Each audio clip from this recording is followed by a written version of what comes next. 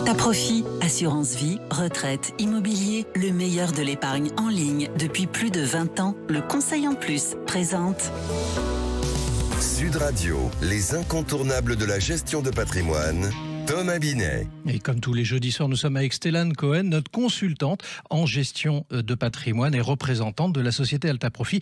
Bonsoir Stéphane. Bonsoir Thomas. Stéphane, avec vous, ce soir, on va parler de transmission de patrimoine, c'est-à-dire augmenter la taxation sur la transmission du patrimoine en France est revenu d'ailleurs sous les feux de l'actualité comme une piste possible pour contribuer à la diminution de la dette publique. Toucher au patrimoine est un sujet sensible pour les Français, quel que soit d'ailleurs le niveau de fortune. Situation qui accroît les inégalités pour certains, dénonciation d'un impôt confiscatoire pour les autres. Le débat est important et posé. Pour mieux comprendre les enjeux et nourrir une réflexion éclairée sur le sujet, il est intéressant quand même de rappeler le fonctionnement de la transmission du patrimoine en France. Stéphane, pouvez-vous revenir sur ces règles de transmission ? Oui, bien sûr. Alors, quand on parle de transmission de patrimoine, il y a plusieurs aspects. Il y a un aspect civil, il y a un aspect fiscal. Et la question qu'on se pose, c'est à qui je veux transmettre ? À qui puis-je transmettre ? Comment je vais le transmettre ? Qu'est-ce que je vais transmettre ? C'est toutes ces questions qu'on se pose effectivement quand on vient sur ces sujets. Alors, vous posez la question, ça veut dire que quelque part on va la poser autrement, ça voudrait dire qu'on ne peut pas transmettre son capital, sa maison, enfin à qui l'on voudrait ? Oui. En France, on ne peut pas faire ce qu'on veut. On va, si vous voulez, aujourd'hui parler sur tout l'aspect civil. Et c'est vrai qu'il y a des règles qui préservent et qui protègent la famille. C'est les règles du code civil. Et il y a des membres de la famille qui sont particulièrement protégés. Ce sont les enfants qui sont des héritiers réservataires. Alors, on a vu apparaître le PACS il y a quelques années. Ce qui veut dire que, est-ce que le conjoint, par exemple, pacsé, a les mêmes droits que le conjoint marié ? Alors, les droits peuvent être différents et ils vont s'analyser en fonction de la situation. Est-ce qu'il y a des enfants du couple? Est-ce qu'il y a des enfants d'un premier lit ou de lits différents?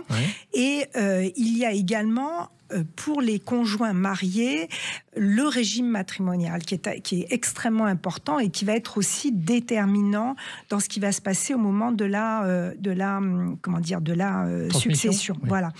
Pour les conjoints pacsés, il y a effectivement, est-ce qu'on est face à un testament qui aurait été rédigé ou pas? Donc, en fonction des situations et ce qui a été mis en place, les choses peuvent être effectivement différentes. Alors, vous avez parlé des enfants. Est-ce que leur présence change totalement ou pas la donne? La présence d'enfants change totalement la donne. Okay. Les enfants, comme je vous l'ai dit, ce sont des héritiers réservataires et en France, on ne peut pas déshériter des enfants. C'est vraiment la protection de la famille, comme je vous l'ai évoqué tout à l'heure. Et dans le cadre de la dévolution légale, il y a un ordre hiérarchique et les enfants sont vraiment les premiers dans cet ordre hiérarchique. Mais même si le défunt a rédigé un testament désignant des héritiers différents ? Alors, il est impossible, quand on est en présence d'enfants, de toucher à ce qu'on appelle la partie réservataire. Donc, un patrimoine est composé d'une partie réservataire qui va revenir aux héritiers réservataires, donc les enfants, et il y a la partie quotité disponible. Et sur cette partie quotité disponible, là, ils peuvent faire ce qu'ils veulent. Quand vous êtes en présence d'un enfant, la partie quotité disponible est la moitié du patrimoine. En présence de 2 enfants, c'est 1/3, et en présence de 3 enfants, c'est 2/3. Donc, vous voyez qu'on ne peut pas faire ce qu'on veut. Après, il y a les régimes matrimoniaux. Merci Stéphane pour votre expertise et votre vision de ce métier et de sa façon de l'appréhender. Pour ce qui me concerne, je vous retrouve jeudi prochain pour un autre numéro d'Oser investir, les incontournables de gestion de patrimoine, mais dès ce dimanche matin, 9h30, dans la matinale week-end. Sud Radio, les incontournables de la gestion de patrimoine. Thomas Binet. Avec Alta Profit, assurance vie, retraite, immobilier, le meilleur de l'épargne en ligne depuis plus de 20 ans, le Conseil en Plus.